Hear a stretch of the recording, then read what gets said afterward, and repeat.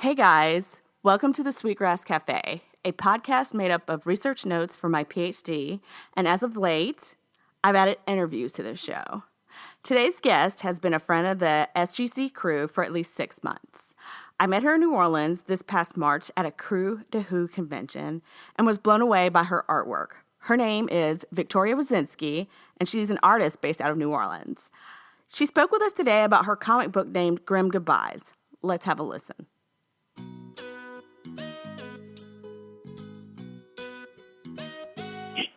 Hey guys, thanks for listening. This is Braelin, and we're here with artist Victoria Wisinski. Could you just tell us about yourself and how your life influenced this comic? Well, I have a degree in illustration. I went to Ringling College of Art and Design in Florida, and before I went to Florida, I was briefly thinking about being a certified florist. And I live in New Orleans, which is really famous for their cemeteries and graveyards, so that definitely influenced the comic. Awesome. And just to be clear, what was the title of your comic? Grim Goodbyes. Grim Goodbyes. Okay. And how did you're saying that the New Orleans influenced your comic. So, like, we're assuming that this is a paranormal. Could you tell us a little bit more about that? Yeah. So the comic is about a florist who can talk to ghosts, and she helps ghosts out, and her girlfriend is a deceased botanist. A deceased botanist? Mm-hmm. So are they okay. Are they solving crime, or like what is the?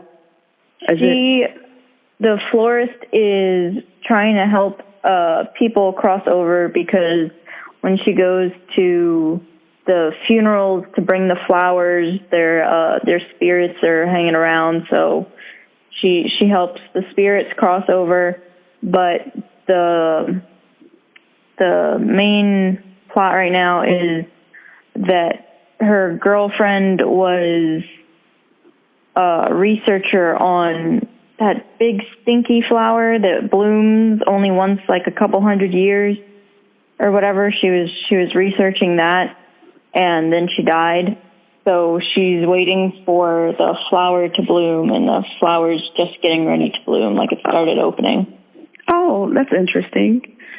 So I was wondering, what artistic influences impacted your style, and as far as telling the story, what authors influenced your storytelling?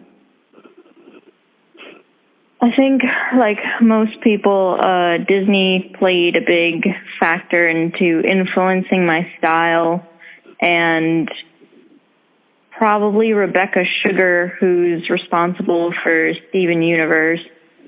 So maybe like a combination of the two. Okay. Now, are we talking old Disney or newer Disney? I guess newer Disney. My eyes newer are kind Disney. of big. Sure, because they're two very distinct looks. Yeah. 9 Old Men versus Glen Keane and whatnot. What obstacles have you encountered as a comic creator, and do you think any of these roadblocks were due to your gender? The community here where I'm at, there aren't other women self-publishing their comics.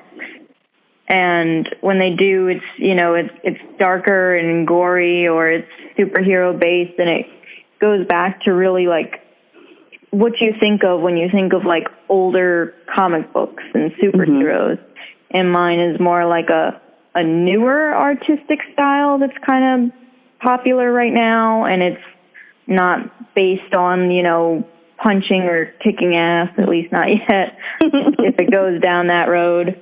But I don't know if it's because I'm a female, but I know that the guys that I'm around that are also self-publishing, I know we're not on the same level, and I don't know if I'm taken seriously.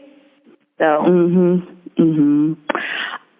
Personally, I think the whole superhero genre is it's so big, it's almost intimidating. Yeah. You know what I mean? Like it's so huge, and it's refreshing to have a different perspective where somebody's actually telling a story instead of people fighting. Okay. When is this comic due to release, and how do we go about getting a copy? So the first one is already out, and right now I'm working on the second issue. I think my goal is to make it like a 4-parter. Okay. And eventually I'm going to have an Etsy store open. And if anybody was interested in just getting it before that happens, just messaging me through my email would be an easy way to get a hold of it. Okay. And we will provide her information on the website, so you guys can contact her. Are you crowdfunding your project? And if so, how can our listeners contribute? No, I am just publishing this myself. I'm trying to do it myself. I want to save Kickstarter or GoFundMe for bigger projects that I know I won't be able to fund myself. But buying the comics books certainly help me. Okay, and what's your price point on that? It's $4. Oh, that's perfect. That's perfect. Okay. Well, that was, I want to thank you for taking time to promote your comic today. So again, it's called Grim Goodbye, and the author, creator, promoter, publisher is Victoria Wisinski. Okay. Thank you. Thank you, Victoria. Thank you. Thank you, Victoria, for speaking with us today. If you're interested in her paranormal tale and want to order a copy of Grim Goodbyes for yourself, you can email her at vwisinski@gmail.com. That's VWISINSKI@gmail.com. Until next time, thanks for listening.